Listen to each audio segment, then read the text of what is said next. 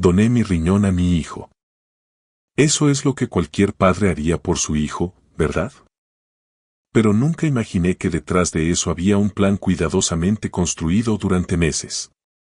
3 días después de la cirugía, se presentó con un fajo de papeles, desahuciándome de mi propia casa. El dolor emocional caló más hondo que cualquier herida quirúrgica. De repente, una doctora irrumpió en la habitación con el rostro encendido de furia y dijo algo que hizo que la cara de mi hijo se pusiera blanca como el papel. Lo que reveló a continuación destruiría todo lo que creía saber sobre mi familia y me salvaría de una traición que nunca vi venir. Me desperté con el sonido del pitido de las máquinas. Por un momento, no sabía dónde estaba. El techo sobre mí era blanco y manchado, las luces fluorescentes zumbaban. Todo olía fuerte, a químicos, como lejía mezclada con metal.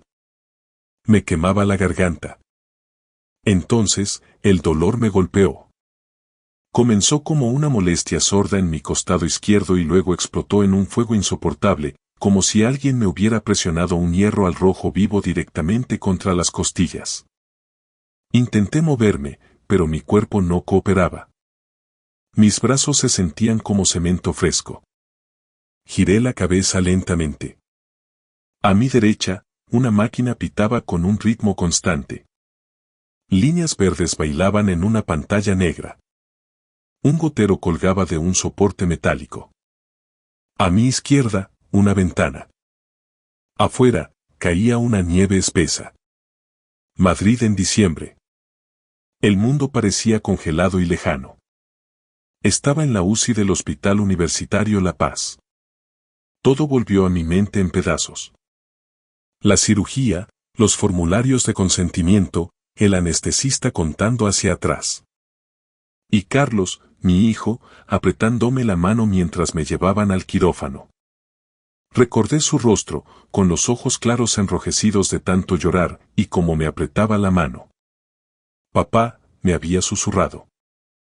Me estás salvando la vida. Tragué saliva. Mi boca sabía a metal. Una manta fina me cubría, pero tenía frío. Miré hacia abajo. Bajo la bata del hospital, podía ver el borde de un vendaje. Gasas blancas envolvían mi torso. Debajo, una cicatriz de unos 23 centímetros recorría mi costado izquierdo, el lugar donde me habían quitado el riñón. Mi riñón para Carlos. Porque mi hijo se estaba muriendo insuficiencia renal. Etapa 4. Necesitaba un trasplante. Y yo era compatible. Un donante perfecto. ¿Qué clase de padre sería si dijera que no? Presioné el botón de llamada. Mis dedos temblaban. 1 minuto después, la puerta se abrió. Entró una mujer con uniforme azul.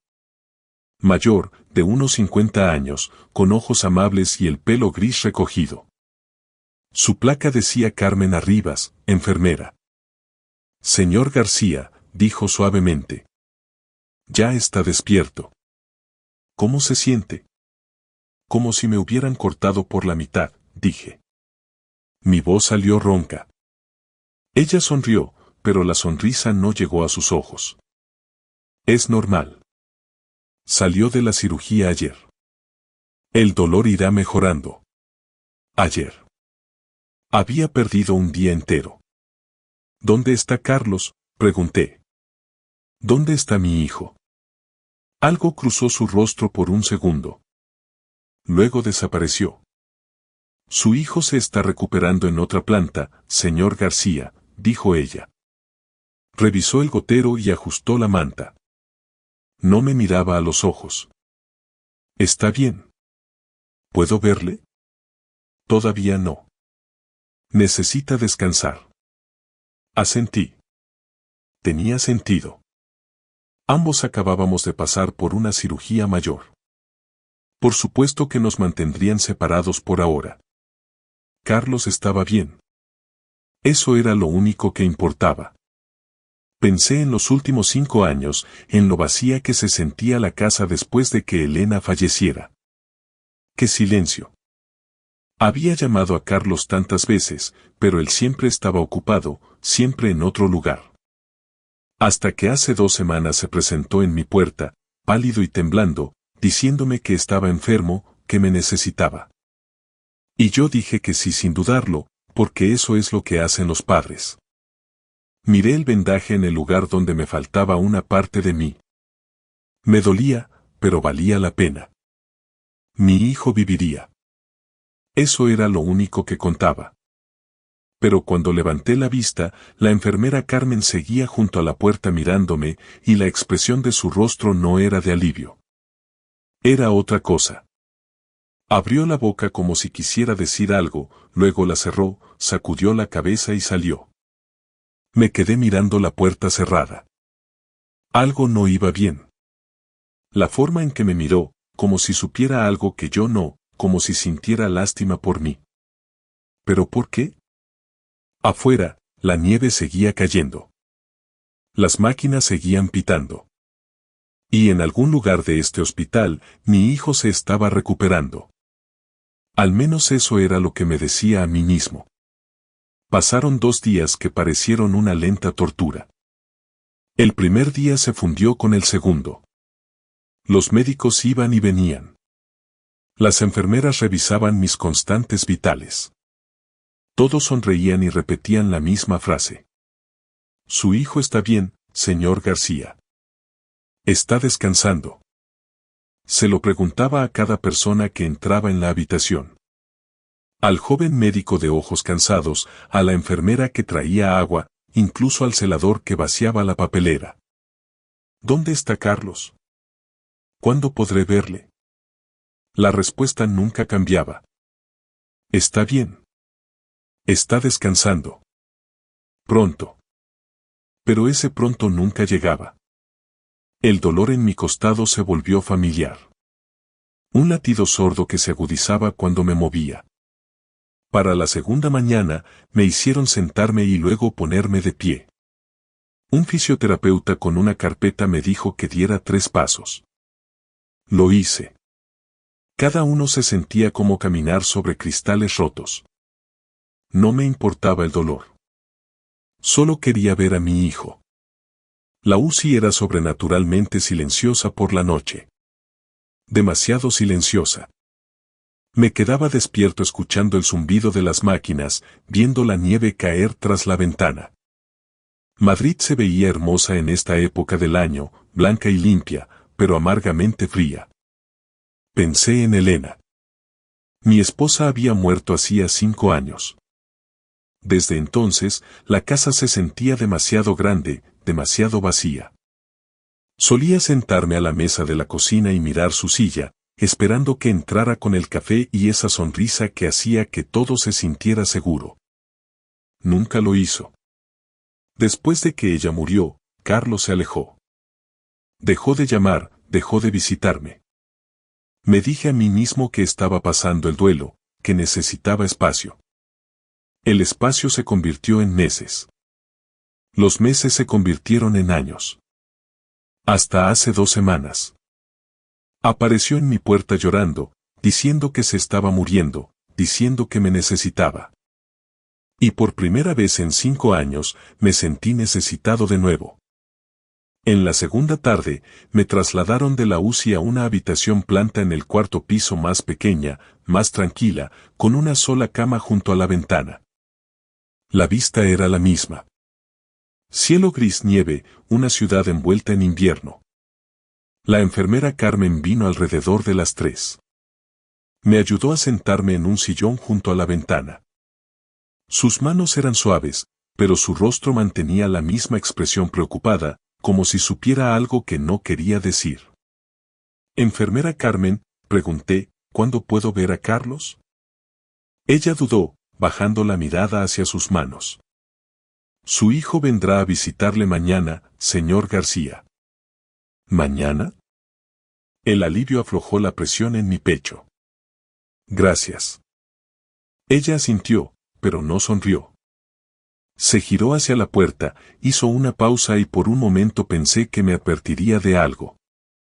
¿Qué explicaría esa mirada en sus ojos?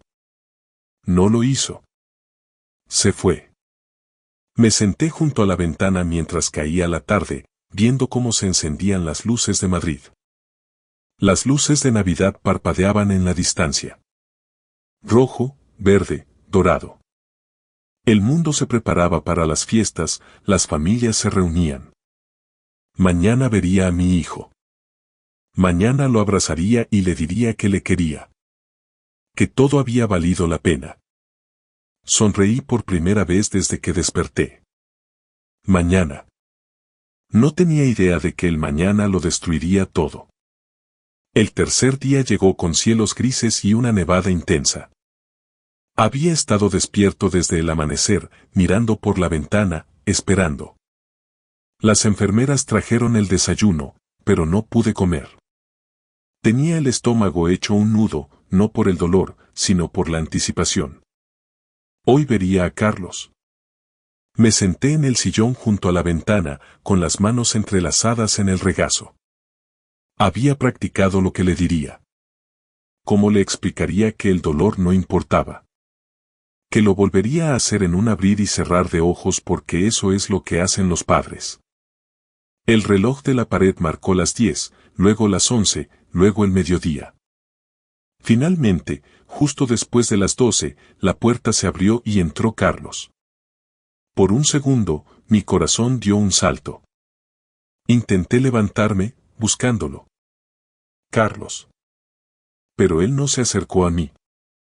Se quedó en el umbral, con las manos en los bolsillos de un impecable traje negro.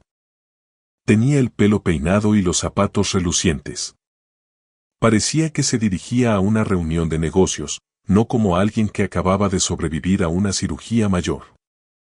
Miré su torso, su pecho, su costado, esperando ver el vendaje. No había nada. ¿Dónde está tu vendaje?, pregunté. Él no respondió. Solo me miró con ojos fríos. Vacíos. Entonces los vi. Dos personas entraron en la habitación detrás de él. Una mujer con un traje oscuro, de unos 30 y tantos años, que llevaba un maletín de cuero negro, y una mujer más joven con el pelo rubio que escribía en su móvil. Carlos, dije lentamente, ¿quiénes son estas personas? La mujer del traje dio un paso adelante. Su sonrisa era profesional, afilada. Señor García, mi nombre es Clara Montejo. Soy la abogada de su hijo. ¿Abogada? La palabra me golpeó como una bofetada. ¿Abogada? Repetí, ¿qué pasa? Clara rebuscó en su maletín y sacó un sobre grande. Lo puso sobre la cama, a mi lado. Esto es una notificación de desahucio, señor García. Me quedé mirando el sobre, luego a ella, y después a Carlos. No entiendo. Usted firmó la cesión de la propiedad de su casa a su hijo antes de la cirugía, dijo Clara con calma. La propiedad ahora le pertenece a él.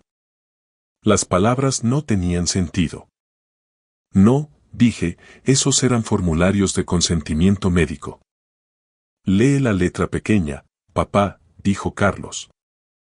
Su voz era plana, sin emociones. Miré el sobre. Mis manos temblaban tanto que no podía abrirlo. Carlos, susurré, ¿qué está pasando? Te van a trasladar a la residencia de mayores Amanecer, dijo él. Es un centro de cuidados. Ya he pagado 6 meses. ¿Un centro de cuidados? Me estaba metiendo en un asilo. Sentí que algo se rompía dentro de mí, no con estruendo, sino en silencio, como el hielo crujiendo bajo un peso excesivo. Pero te di mi riñón, dije. Mi voz era apenas audible. Te salvé la vida. Carlos ladeó la cabeza. Y por primera vez, vi algo brillar en sus ojos. Diversión. ¿Y qué hay de tu operación? Pregunté, ¿qué pasa con tu riñón? Él sonrió. No fue una sonrisa cálida. No fue amable. No hubo ninguna operación para mí, papá. La habitación dio vueltas. Las paredes se cerraron sobre mí. No podía respirar. Nunca estuve enfermo. La mujer rubia que estaba detrás de él, Tania, finalmente levantó la vista de su teléfono. Esbozó una sonrisa burlona. Me quedé mirando a Carlos, al hijo que había criado, al niño al que había enseñado a montar en bicicleta. Al hombre al que acababa de dar parte de mi cuerpo para salvarlo, y todo lo que vi fue a un extraño. ¿Por qué? Susurré. Él se encogió de hombros. Porque podía. Mi pecho se sintió hueco, como si alguien hubiera metido la mano y hubiera sacado todo lo que importaba. Mi riñón, mi casa, mi hijo. Todo había desaparecido. Clara se aclaró la garganta. Señor García, le sugiero que revise los documentos. Me entregó una tarjeta de visita. No la cogí. Cayó al suelo. Carlos se dio la vuelta para irse. Tania le siguió, todavía pegada a su móvil. Clara cerró su maletín de un golpe. Y así, sin más, se estaban marchando. Abrí la boca para decir algo, para gritar, para suplicar, pero no salió ningún sonido. Antes de que la puerta pudiera cerrarse, se abrió de golpe de nuevo. Una mujer entró furiosa. Llevaba una bata blanca sobre el uniforme azul. Tenía el pelo oscuro recogido en un moño apretado y su rostro estaba lleno de furia. No me miraba a mí. Miraba directamente a Carlos. «Alto ahí mismo», dijo ella. Su voz cortó la habitación como una cuchilla. Carlos se quedó petrificado y, por primera vez desde que entró, vi que el miedo cruzaba su rostro. La mujer que entró parecía lo suficientemente furiosa como para detener un corazón. Se plantó en el umbral, con su bata blanca ondeando y sus ojos oscuros clavados en Carlos con una intensidad que haría confesar a cualquiera. «Soy la doctora Rebeca Piedra, jefa de cirugía de trasplantes de este hospital», declaró. Carlos se enderezó, intentando recuperar la compostura, y se ajustó la chaqueta del traje. «Doctora, esto es un asunto familiar privado». «El tráfico de órganos nunca es privado, señor García», su respuesta quedó flotando en el aire como humo denso. Yo no entendía nada. Miré a la DRA. Piedra y luego a mi hijo. ¿De qué está hablando?, pregunté. La expresión de la doctora se suavizó al mirarme, pero solo un poco. Su hijo nunca estuvo enfermo, señor García. Las palabras no calaron al principio, rebotaron en mi cerebro como piedras sobre el agua. ¿Qué? Balbuceé, él falsificó sus registros médicos. Sacudí la cabeza.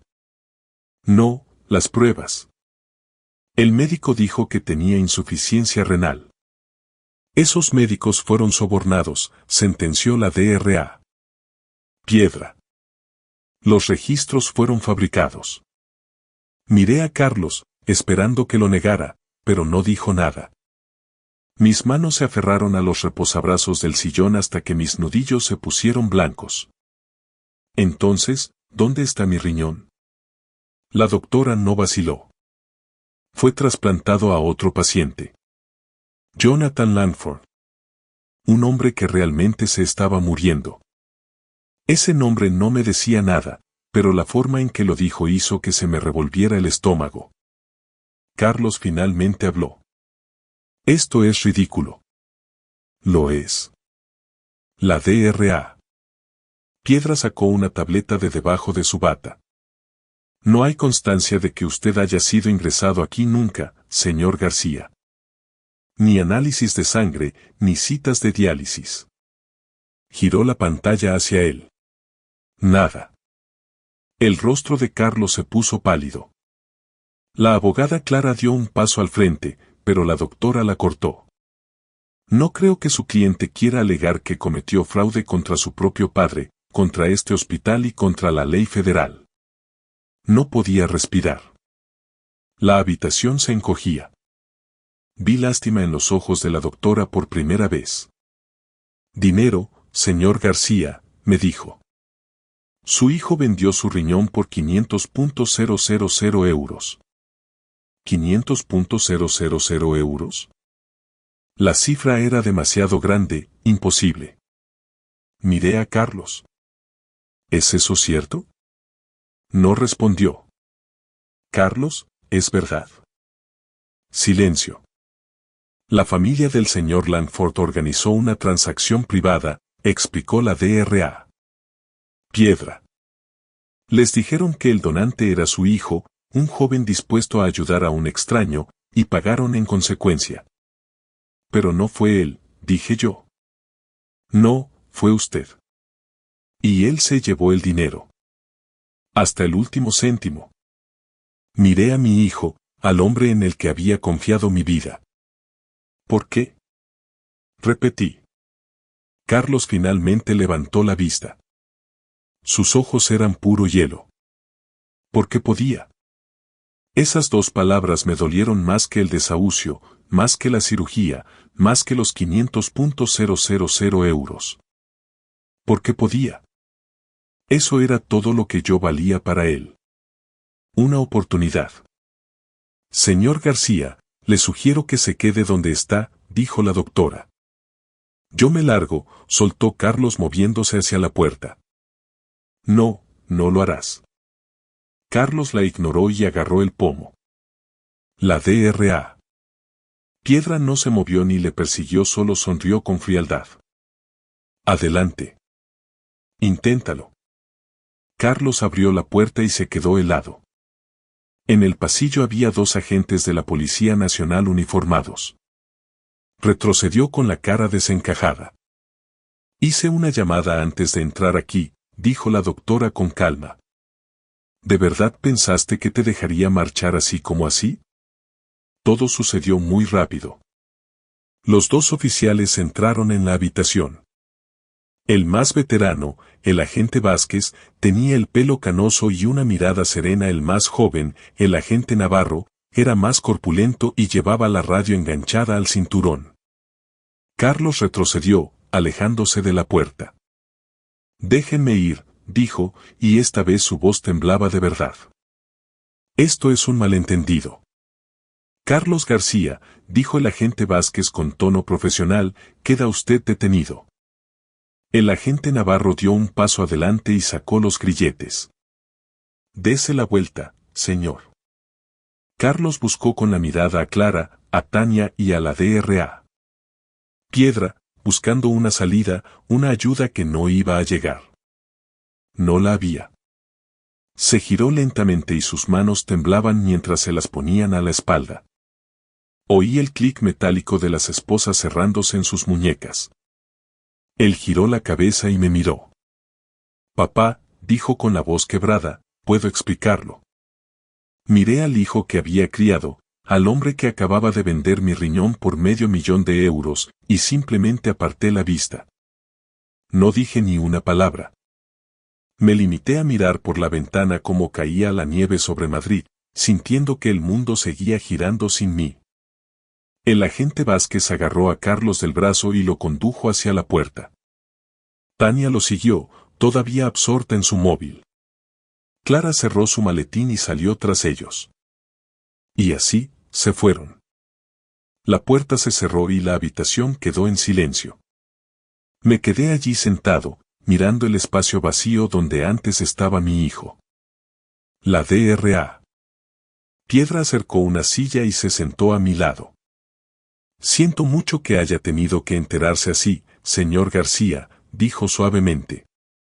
No pude responder. Me fallaba la voz. ¿Cuánto dijo que era? Pregunté finalmente con voz ronca. 500.000 euros.